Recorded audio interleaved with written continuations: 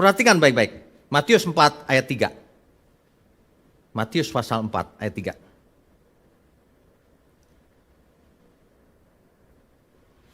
Lalu datanglah si pencoba itu dan berkata kepadanya, "Jika engkau anak Allah, perintahkanlah supaya batu-batu ini menjadi roti." Si iblis itu suka memancing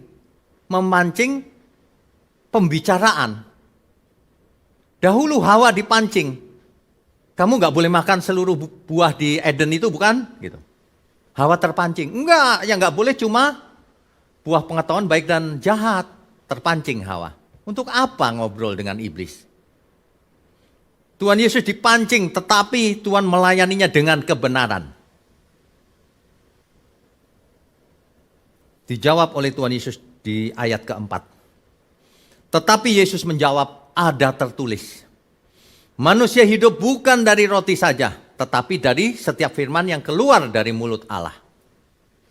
Tuhan sebenarnya tidak membuat hukum baru. Ini hukum yang sudah tertulis di kitab suci, yaitu dari Ulangan 8 ayat 3.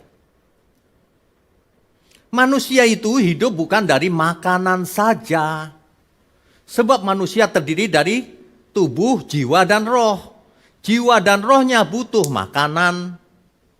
Kalau tidak binasa. Apa makanannya? Kebenaran firman, tidak ada yang lain. Kalau makanan jiwa manusia itu hoax, ajaran palsu, maka ia akan menjadi manusia-manusia palsu.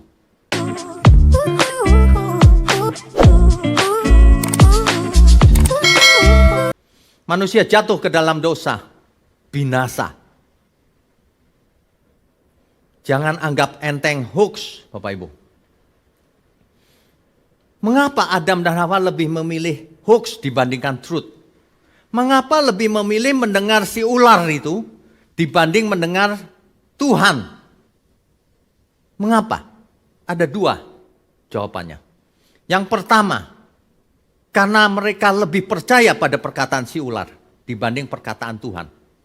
Sebab kalau ia percaya perkataan Tuhan, nanti kamu mati, pasti nggak dimakan. Tapi percaya kepada perkataan si ular, nanti kamu menjadi seperti Allah. Yang kedua sebabnya, ego manusia dipermainkan oleh si iblis. Aku ingin menjadi seperti Allah, ingin? Iya, kalau kamu makan, kamu menjadi seperti Allah. Egonya dimainkan, jatuhlah ke dalam dosa, ke dalam maut. Adam dan Hawa nggak bisa dipercaya. Diberi anugerah, tapi tidak bisa dipercaya. Melanggar perjanjian dengan Allah. Padahal Allah berjanji, kamu akan menjadi penguasa di bumi. Kuasai bumi dengan segala isinya. Kamu harus berkuasa demi kemuliaan Bapa di surga. Itu sebenarnya. Tapi luar biasanya, Bapa kita di surga begitu mengasihi kita. Sehingga begitu manusia jatuh dalam dosa, langsung dikeluarkan dekrit atau nubuatan. Kejadian 3 ayat 15. Yang disebut oleh bapak-bapak gereja sebagai proto-evangelium. Evangelium. Proto-euangelion. Injil yang pertama, kabar baik yang pertama.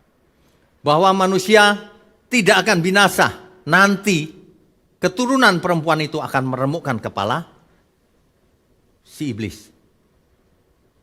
Itulah yang nanti digenapi oleh Tuhan Yesus di kayu salib. Ya, tetapi iblis tidak menyerah. Perhatikan baik-baik modus daripada si iblis ini. Selalu menghembuskan hoax dari zaman ke zaman. Di zamannya Tuhan Yesus, Yesus dicobai oleh iblis. Itu perang apa? Apakah perang tenaga dalam? Perang tenaga gaib? Bukan. Itu perang informasi. Itu perang informasi. Truth melawan hoax. Perhatikan baik-baik. Matius 4 ayat 3. Matius pasal 4 ayat 3.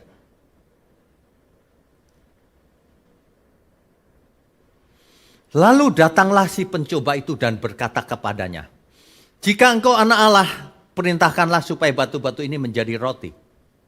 Si iblis itu suka memancing pembicaraan. Dahulu Hawa dipancing, "Kamu nggak boleh makan seluruh buah di Eden itu, bukan?" Gitu.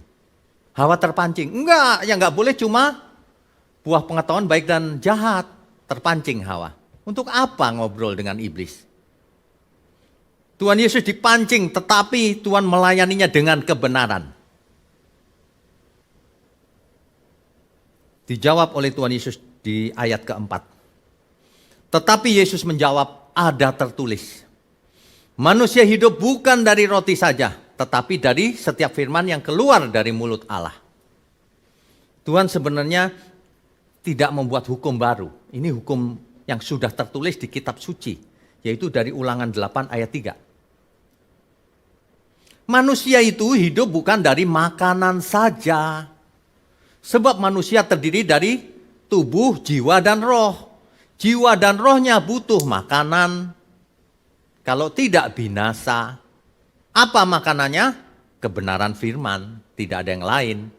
Kalau makanan jiwa manusia itu hoax, ajaran palsu, maka ia akan menjadi manusia-manusia palsu. Bukan manusia Allah. Tapi iblis melanjutkan di ayat ke-5 dan ke-6. Iblis mengambil dari kitab suci. Mazmur 91 ayat 11 sampai 12 tuh. Dipakai iblis untuk menyerang berikutnya. Kemudian iblis membawanya ke kota suci dan menempatkannya dia di bubungan bait Allah. Lalu berkata kepada Tuhan Yesus, "Jika engkau anak Allah, jatuhkanlah dirimu ke bawah, sebab ada tertulis." Waduh, iblis pun memakai Alkitab, sebab ada tertulis. "Mengenai engkau, ia akan memerintahkan malaikat-malaikatnya, dan mereka akan menatang engkau di atas tangannya, supaya kakimu jangan terantuk kepada batu." Iblis pakai ayat. Bukankah ada ayat yang berkata tentang engkau? Ini sebenarnya sekaligus bocoran buat kita semua. Mazmur itu yang dimaksud adalah Tuhan Yesus. Tapi oleh iblis mau digunakan untuk mencobai Tuhan, supaya Tuhan terjun mencobai Bapa di surga juga. Apa kata Tuhan Yesus? Matius 4 ayat 7. Yesus berkata kepadanya, "Ada pula tertulis," dibalas lagi dengan informasi dari kitab suci. "Janganlah engkau mencobai Tuhan Allahmu." Si iblis akhirnya di Matius 4 ayat 8 sampai 9. "Dan iblis membawanya pula ke atas gunung yang sangat tinggi dan memperlihatkan kepadanya semua kerajaan dunia dengan kemegahannya." Ini adalah puncak dari cobaan. Manusia juga akan dicobai begitu, sama. Nanti kita lihat. "Dan berkata kepadanya, semua itu akan kuberikan kepadamu jika engkau sujud menyembah aku." Iblis atau setan ini selain licik kurang ajar memang. Yesus disuruh menyembah. Kalau nanti nyembah kuberikan seluruh kerajaan dunia gitu. Maka berkatalah Yesus kepadanya, "Nyahlah kau iblis. Sebab ada tertulis, engkau harus menyembah Tuhan Allahmu, dan hanya kepada Dia sajalah engkau berbakti." Gak boleh menyembah yang lain. Itu hukum yang terutama itu. Ya, makanya di 10 firman Tuhan dijelaskan dengan poin yang pertama. Jangan ada padamu ilah lain di hadapanku. Mengapa? Sebab kalau seseorang punya idola lain atau Allah lain, maka ia akan mendengarkan Allahnya itu. Dan dalam jangka panjang, in the long term, ia akan menjadi seperti Allahnya itu. Inilah yang membinasakan manusia. Ada modus iblis yang sangat licik. Iblis memakai kitab suci juga, tetapi dengan maksud lain. Dengan maksud menjatuhkan. mengubah konteksnya. Ya, dengan maksud lain. Mengubah truth, bahannya benar, tapi dipoles demikian rupa sehingga menjadi hoax, ajaran palsu, berita palsu. Hoax yang canggih itu tidak benar-benar semuanya bohong, sebagian fakta disajikan supaya orang tertarik lebih dulu. Setelah itu baru digoreng, ditambah-tambahkan narasi kebohongan sehingga terjadi hoax. Ya. Perhatikan apa yang dilakukan oleh Tuhan Yesus. Selalu meluruskan apa yang disampaikan oleh iblis. Dan selalu mengacu pada kitab suci. Dan Tuhan Yesus tidak melayani keinginannya sendiri. Ia tidak melayani egonya. Seringkali yang menjatuhkan manusia adalah egonya sendiri. Tuhan lebih memuliakan Bapaknya. Makananku ialah melakukan kehendak Dia yang mengutus aku dan menyelesaikan pekerjaannya. Semua kita, Bapak Ibu sekalian, di zaman posmo ini bahaya. Mari kita kembali kepada yang inti. Jangan sibuk dengan hal-hal yang tidak inti. Ritual, berbagai macam persembahan, yang inti diabaikan. Mari kita ke yang inti. Yang gak penting nanti dulu, prioritas. Orang dunia saja tahu, first thing first.